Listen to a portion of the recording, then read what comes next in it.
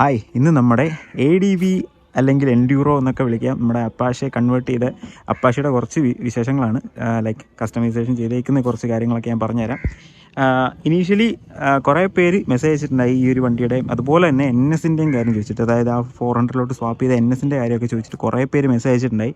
അപ്പോൾ ഫസ്റ്റ് നമുക്ക് അപ്പാഷയിൽ നിന്ന് തുടങ്ങാം. അപ്പാഷയുടെ ഫ്രണ്ട് സൈഡ് നോക്കിക്കഴിഞ്ഞാൽ നമുക്ക് USB ഫോർക്ക് കാണാം, ഗോൾഡൻ USB ഫോർക്ക്. ഇത് ഏതിൻ്റെയാണെന്ന് ചോദിച്ചു കഴിഞ്ഞാൽ നമ്മുടെ RR310 ഏറ്റവും ലേറ്റസ്റ്റ് അഡ്ജസ്റ്റബിൾ USB ഫോക്കാണ് കിടക്കുന്നത്. ഇത് അഡ്ജസ്റ്റബിൾ ഇട്ടതിൻ്റെ കാരണം എന്ന് വെച്ച് കഴിഞ്ഞാൽ രണ്ട് രീതിക്കും ലൈക്ക് ഓൺ റോഡിൽ ഹാർഡാക്കി യൂസ് ചെയ്യാം, ഹൈവേയിലൊക്കെ അതുപോലെ ഓഫ് റോഡ് പോകുന്ന നേരത്ത് ഇവനെ അഡ്ജസ്റ്റ് ചെയ്തിട്ട് സോഫ്റ്റ് ആക്കി യൂസ് ചെയ്യാം. അപ്പം മൾട്ടിപർപ്പസ് ഒരു രീതിക്കാണ് ആ ഒരു USB ഫോർക്കാണ് ചൂസ് ചെയ്തത്. ഫ്രണ്ട് വെയിറ്റ് കൂടും, യെസ്, അതും അതുപോലെ തന്നെ ബ്രേക്കിൻ്റെ കേസ് പറയുമ്പോഴത്തേക്കിനും പെട്ടെന്ന് നോക്കി കഴിഞ്ഞാൽ ഡ്യൂക്കാന്ന് തോന്നും, പക്ഷേ ഇത് നമ്മുടെ BMWൻ്റെ കാലിപ്പേഴ്സ് കിടക്കുന്ന വണ്ടിയിൽ. ദെൻ സ്പോക്ക് വന്നിട്ട് റോയൽ എൻഫീൽഡിൻ്റെ ക്ലാസിക് റീബോൺ എന്ന് പറയുന്ന വണ്ടിയുടെ സ്പോക്ക് വീൽസാണ്. 19 ഇഞ്ച് ഫ്രണ്ട് സ്പോക്ക് വീൽസാണ്. പുറകിലോട്ട് വന്നു കഴിഞ്ഞാൽ 18 ഇഞ്ച് നമ്മുടെ സെയിം എക്സ്പൾസിൻ്റെ സ്പോക്ക് വീൽസും സ്പ്രോക്കറ്റും അതുപോലെ തന്നെ ബ്രേക്കിൻ്റെ ഡിസ്ക് മാത്രം എക്സ്പൾസിൻ്റെ. ദെൻ സെറ്റ് ചെയ്തിരിക്കുന്ന കാലിപ്പർ സെയിം ആസ് അപ്പാഷയുടെ സെയിം കാലിപ്പറാണ് പുറകെ കിടക്കുന്നത്. പുറകിൽ വേറെ സസ്പെൻഷൻസോ അല്ലെങ്കിൽ സ്വിങ് ആം അങ്ങനത്തെ ഒന്നും ചെയ്തിട്ടില്ല. സ്വിങ് ആമിലോട്ട് ചെറിയ ലെയ്ത്ത് വർക്ക് ഉണ്ടായിരുന്നു, ചെറിയ കസ്റ്റമൈസേഷൻസ് ചെയ്തിട്ട് നമ്മുടെ സ്പോക്ക് ഡയറക്റ്റ് കയറ്റി, അതായത് കാണാൻ പറ്റുമോ എന്നറിയത്തില്ല, അതിൻ്റെ ആ ഒരു ഫുൾ സെറ്റപ്പ് നേരെ അതിൻ്റെ സ്റ്റോക്ക് സ്വിങ് ആമിലോട്ട് തന്നെ കയറ്റിയിട്ടേക്കാം പുറകിൽ.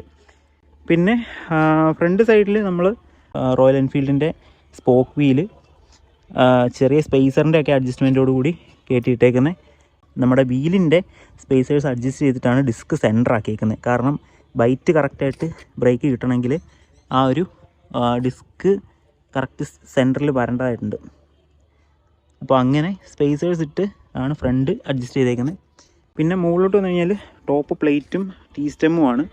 ടോപ്പ് പ്ലേറ്റും ടീ സ്റ്റെമ്മും വരുന്നത് ഡ്യൂക്കിൻ്റെ ടീ സ്റ്റെമ്മും ടോപ്പ് പ്ലേറ്റുമാണ് ഇതിൻ്റെ കോൺസെപ്റ്റ്. അതുപോലെ ആ ടീ സ്റ്റെമ്മ് കസ്റ്റമൈസ് ചെയ്തിട്ടുണ്ട്, കാരണം ഇതിനകത്ത് വരുന്ന ഒരു പീസ് അപ്പാഷയുടെ ഇത് വെച്ച് കസ്റ്റമൈസ് ചെയ്തെടുത്തിട്ടുണ്ട്. അതും കുറച്ച് ലെയ്ത്ത് വർക്കുണ്ട് ഇത് ചെയ്യാനായിട്ട് ഇതിലോട്ട് ഇൻസ്റ്റാൾ ചെയ്തേക്കുന്നത്. അത്യാവശ്യം നല്ല രീതിയിൽ ഫ്രണ്ട് സെറ്റ് ചെയ്ത് അങ്ങനെ എടുത്തിട്ടുണ്ട്.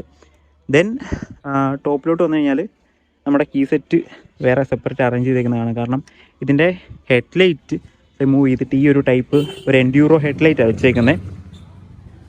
കുറച്ചേറെ ബഹളമുണ്ട് റോഡ് സൈഡ് ആയതുകൊണ്ട്. എൻഡ്യൂറോ ടൈപ്പ് ഓഫ് ഹെഡ്ലൈറ്റാണ് വെച്ചേക്കുന്നത്. ദെൻ ഹാൻഡിൽ ബാർ ROBയുടെ ഈ ഒരു ടൈപ്പ് വൈറ്റ് ഹാൻഡിൽ ബാർസാണ്. വണ്ടി കിട്ടിയില്ല ലുക്കാണ്.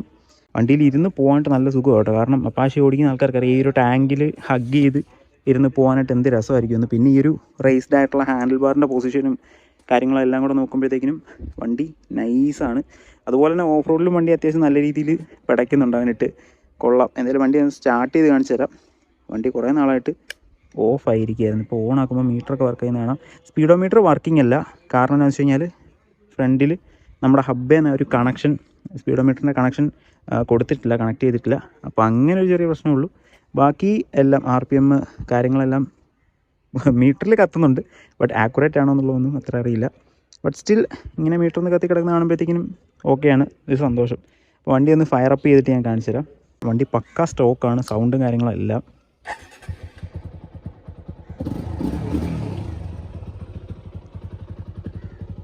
എക്സോസ്റ്റും നമ്മളൊന്നും ചെയ്തിട്ടില്ല. സ്റ്റോക്ക് എക്സോസ്റ്റ്, സ്റ്റോക്ക് എൻജിൻ എല്ലാം പക്ക സ്റ്റോക്ക്, നീറ്റ് ആൻഡ് ക്ലീൻ. അതാണ് വണ്ടിയുടെ സൗണ്ട് കേട്ടോ. അല്ല, ക്ലീൻ ആൻഡ് ക്ലിയർ റിഫൈൻഡ് ആയിട്ടുള്ള അപ്പാഷയുടെ എൻജിൻ.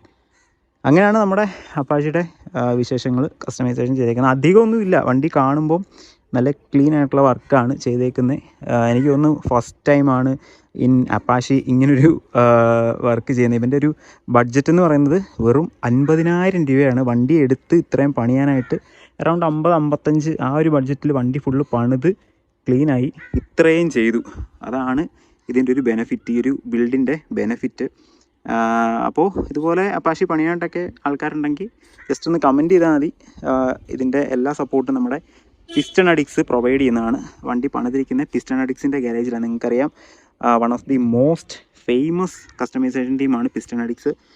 ഇന്ത്യയിലെ തന്നെ ഫസ്റ്റ് ടൈം NSൻ്റെ ഹെഡിൽ നമ്മുടെ ഡൊമിനറിൻ്റെ ലൈറ്റ് വെയിറ്റ് ഇൻറ്റഗ്രേറ്റ് ചെയ്ത ആൾ. അതുപോലെ തന്നെ NSൻ്റെ ഒരു കൺവേർഷൻ ചെയ്ത ഒരു ടീമാണ്. ഒരുപാട് വണ്ടികൾ, അതുപോലെ ഒരു AS ഉണ്ടായിരുന്നു പുള്ളിക്ക്, നമ്മുടെ അപ്രിലയുടെ ഹെഡൊക്കെ കയറ്റിയത്. അപ്പോൾ അങ്ങനെ കുറേ കസ്റ്റമൈസേഷൻസ് ചെയ്ത് നല്ല പരിചയമുള്ളൊരു ടീമാണ് വണ്ടി ഫുള്ള് കസ്റ്റമൈസ് ചെയ്ത് എടുത്തേക്കുന്നത്. അപ്പോൾ ഇങ്ങനെ അപ്പാഷെ കസ്റ്റമൈസ് ചെയ്യാനായിട്ട് ഇനി എല്ലാ രീതിയിലുള്ള സോഴ്സസും നമുക്ക് അവൈലബിളാണ്. അപ്പോൾ കമൻറ്റ് ചെയ്താൽ മതി കൂടുതൽ ഡീറ്റെയിൽസിനായിട്ട്. ഇനിയും കൂടുതൽ റിവ്യൂസും കാര്യങ്ങളൊക്കെ ആയിട്ട് കാണാം. Okay, by.